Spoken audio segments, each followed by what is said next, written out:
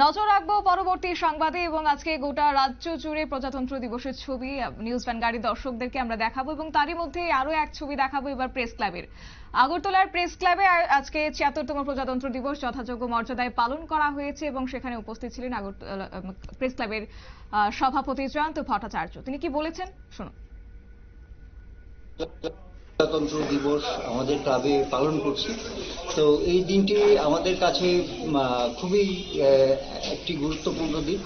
তো আমরা এখন পতাকা উত্তোলন করলাম এবং রাতে নৈশভোজ হবে, এর আগে হবে একটি সাংস্কৃতিক অনুষ্ঠান।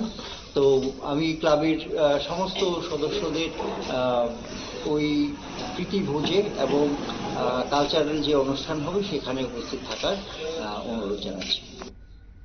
আপনারা শুনলেন জয়ন্ত ভট্টাচার্যের বক্তব্য এবং আজকে পতাকা উত্তোলনের মধ্য দিয়ে আজকের দিনটির সূচনা হয়েছে এবং তারপরে কার্যত আজকে গোটা দিন ধরে সাংস্কৃতিক অনুষ্ঠানেরও আয়োজন করা হয়েছে আগরতলা প্রেস ক্লাবে এবং এখানে উপস্থিত ছিলেন আজকে রাজ্যের বিভিন্ন সাংবাদিকরা।